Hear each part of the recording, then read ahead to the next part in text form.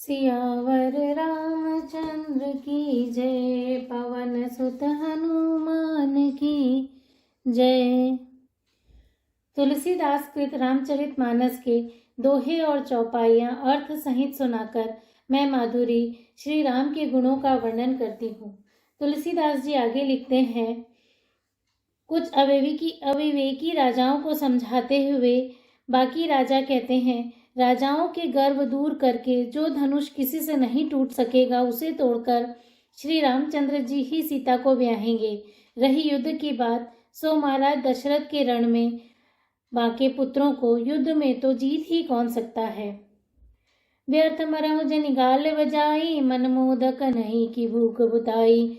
सिख हमारी सुनी परम सुनी पुनीता, जगदम्बा जानहु सिय सीता। जगत पिता रघुपति ही विचारी, भरी लोचन छबिलेहु निहारी। सुंदर सुखद सकल गुण राशि, ए दो बंधु संबोर बासी। सुधा समुद्र समीप विहाई, मृग जलु निरखि मरहु कत धाई। करहु जाई जा कहूँ बोई, जोई भावा हम तो आज जन्म फल पावा। अस कहीं भले भूप अनुरागे, रूप अनूप बिलोकन लागे। देखहि सुर नभ चढ़े विमाना, बरसहि सुमन करहि गल गाना। जानि सुअवसर सिय तब, पठाई जनक बोलाई। चतुर सखी सुंदर सकल, सादर चली लवाई। सियावर रामचंद्र की जय। अर्थात गाल बजाकर व्यर्थ ही मत मरो, मन के लड्डुओं से भी कहीं भूख बुझती है। हमारी परम पवित्र निष्कपट सीख को सुनकर सीता जी को अपने जी में साक्षात जगत जननी समझो। उन्हें पत्नी रूप में पाने की आशा और लालसा छोड़ दो और श्री रघुनाथ जी को जगत का पिता परमेश्वर विचार कर नेत्र भरकर उनकी छवि देख लो। ऐसा अवसर बार बार नहीं मिलेगा। सुंदर सुख देने वाले और समस्त गुणों की राशि ये दोनों भाई शिव जी के हृदय में बसने वाले हैं। स्वयं शिव जी भी जिन्हें सदा हृदय में छिपाए रखते हैं, वे तुम्हारे नेत्रों के सामने आ गए हैं। समीप आए हुए भगवत दर्शन रूप अमृत के समुद्र को छोड़कर तुम जगत जननी जानकी को पत्नी रूप में पाने की दुराशा रूप मिथ्या मृग जल को देखकर दौड़कर क्यों मरते हो। फिर भाई, जिसको जैसा अच्छा लगे वही जाकर करो। हमने तो श्री रामचंद्र जी के दर्शन करके आज जन्म लेने का फल पा लिया, जीवन और जन्म को सफल कर लिया। ऐसा कहकर अच्छे राजा प्रेम मग्न होकर श्री राम जी का अनुपम रूप देखने लगे। मनुष्यों की तो बात ही क्या है, देवता लोग भी आकाश से विमानों पर चढ़े हुए दर्शन कर रहे हैं और सुंदर गान करते हुए फूल बरसा रहे हैं। तब सुअवसर जानकर जनक जी ने सीता जी को बुला भेजा। सब चतुर और सुंदर सखियां आदर पूर्वक उन्हें लिवा चली। से सोमा नहीं जाई बखानी, जगदम्बिका रूप गुण खानी। उपमा सकल मोहि लघु लागी, प्राकृत नारी अंग अनुरागी। सिय बरनीय तई उपमा देई, कुकवि कहाई अजसु को लेई। जौ पट तरिय तीय समसिया, जगह सि जुबति कहाँ कमनिया। गिरा मुखर तन अर्घ भवानी, रति अति दुखित अतनुपति जानी। विषबारुनि बंधु प्रिय जेहि, कहीं रमा सम किमि। वैदेही जो छवि सुधा पयो निधि होई, परम रूप मय कच्छप सोई। शोभा रजु मंदरु सिंगारू, मथय पानी पंकज निज मारू। एहि विधि उपजे लक्ष्य जब, सुंदरता सुख मूल। तदपि सकोच समेत कवि, कहै सिय समतुल। सियावर रामचंद्र की जय। अर्थात रूप और गुणों की खान जगत जननी जानकी जी की शोभा का वर्णन नहीं हो सकता। उनके लिए मुझे काव्य की सब उपमाएं तुच्छ लगती हैं, क्योंकि वे लौकिक स्त्रियों के अंगों से अनुराग रखने वाली हैं, अर्थात वे जगत के स्त्रियों के अंगों को दी जाती हैं। काव्य की उपमाएं सब त्रिगुणात्मक मायिक जगत से ली गई हैं।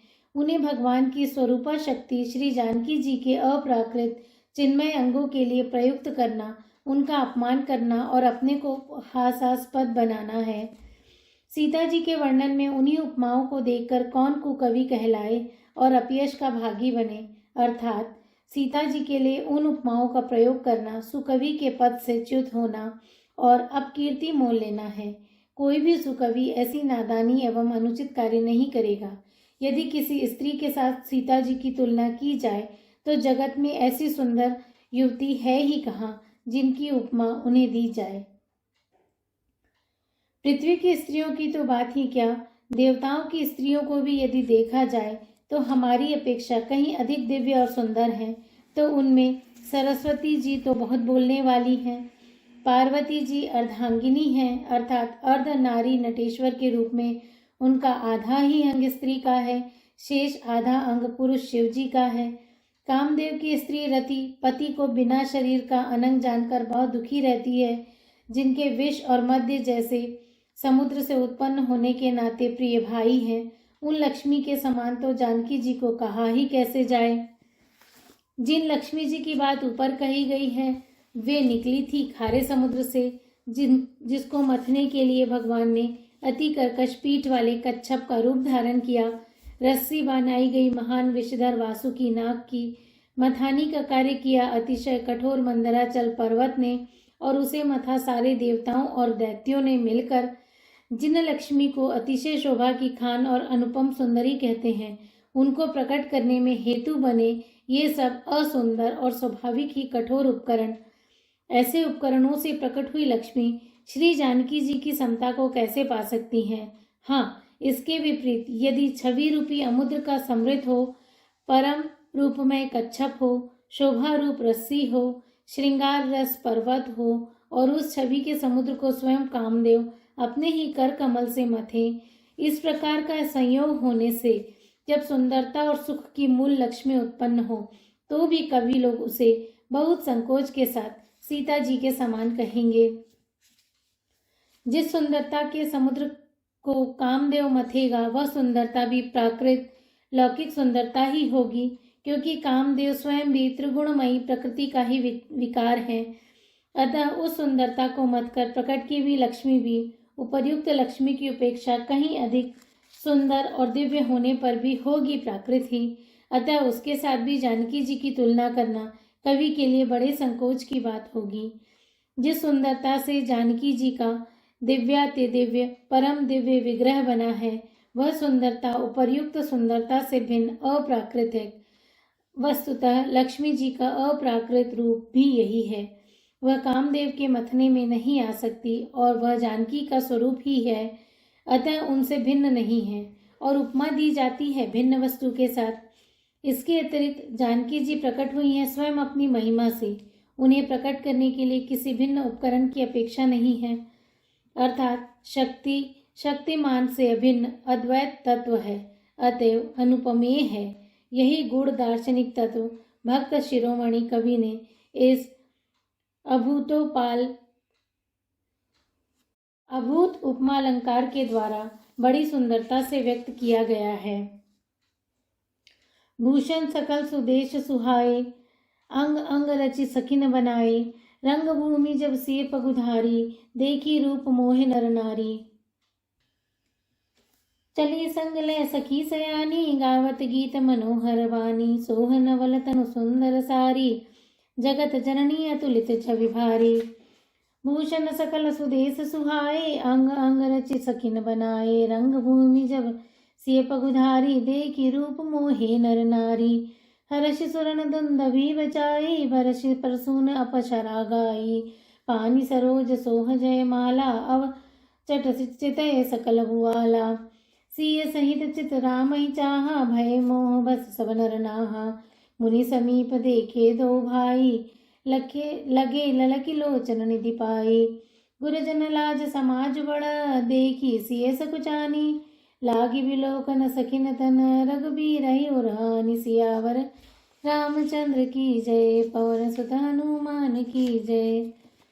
अर्थात सयानी सखियां सीता जी को साथ लेकर मनोहर वाणी से गीत गाती हुई चली। सीता जी के नवल शरीर पर सुंदर साड़ी सुशोभित है।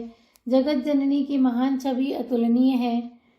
सब आभूषण अपनी अपनी जगह पर शोभित हैं, जिन्हें सखियों ने अंग अंग में भली भांति सजाकर पहनाया है। जब सीता जी ने रंग भूमि में पैर रखा तब उनका दिव्य रूप देखकर स्त्री पुरुष सभी मोहित हो गए। देवताओं ने हर्षित होकर नगाड़े बजाए और पुष्प बरसाकर अप्सराएं गाने लगी। सीता जी के कर कमलों में जयमाला सुशोभित है। सब राजा चकित होकर अचानक उनकी ओर देखने लगे। सीता जी चकित चित्त से श्री राम जी को देखने लगी। तब सब राजा लोग मोह के वश हो गए। सीता जी ने मुनि के पास बैठे हुए दोनों भाइयों को देखा तो उनके नेत्र अपना खजाना पाकर ललचाकर वहीं श्री राम जी में जा लगे स्थिर हो गए। परंतु गुरुजनों की लाज से तथा बहुत बड़े समाज को देखकर सीता जी सकुचा गईं। वे श्री रामचंद्र जी को हृदय में लाकर सखियों की ओर देखने लगी। राम रूप अरुषि छवि देखे नर नारिन परिहरि निमेषे सोचहि सकल कहत सकुचाही विधि सन विनय करहि मन माही। हरु विधि बेगी जनक जड़ताई मति हमारी अस देहि सुहाई। बिनु विचार पनु तजि नर नाहु सिय राम कर करे विबाहु। जगुबल कहहि भाव सब काहू हट कीने अंतहु उरदाहु। एहि लाल सा मगन सब लोगु बरु सांवरो जानकी जोगु। तब बंदी जन जनक बुलाए बिरदावली चह कहत चली आए। कहन पुजाई कहु पन मोरा चले भाट ही हर सुन थोरा। बोले बंदी वचन बर सुनहु सकल महिपाल। पन विदेह कर कहई हम भुजा उठाई विशाल। सियावर रामचंद्र की जय पवन सुत हनुमान की जय। अर्थात श्री रामचंद्र जी का रूप और सीता जी की छवि देखकर स्त्री पुरुषों ने पलक मारना छोड़ दिया। सब एकटक उन्हीं को देखने लगे। सभी अपने मन में सोचते हैं पर कहते सकुचाते हैं। मन ही मन वे विधाता से विनय करते हैं, हे विधाता, जनक की मूर्ता को शीघ्र हर लीजिए और हमारी ही ऐसी सुंदर बुद्धि उन्हें दीजिए कि जिससे बिना ही विचार किए राजा अपना प्रण छोड़कर सीता जी का विवाह राम जी से कर दें। संसार उन्हें भला कहेगा, क्योंकि यह बात सब किसी को अच्छी लगती है। हट करने से अंत में भी हृदय जलेगा। सब लोग इसी लालसा में मग्न हो रहे हैं कि जानकी जी के योग्य वर तो यह सांवला ही है। तब राजा जनक ने बंदी जनों भाटों को बुलाया। वे विरुदावली यानी वर्ष की कीर्ति गाते हुए चले आए। राजा ने कहा, जाकर मेरा प्रण सबसे कहो। भाट चले। उनके हृदय में कम आनंद न था। भाटों ने श्रेष्ठ वचन कहा, हे पृथ्वी की पालना करने वाले सब राजागण, सुनिए। हम अपनी भुजा उठाकर जनक जी का विशाल प्रण कहते हैं। नृप भुज बलु विदु शिव धनु राहु गुरु कठोर विदित सब काहू। रावण बानु महावट मारे देखि सरासन गवहि सिधारे। सोई पुरारी को दंडु कठोरा राज समाज आजु जो तोरा।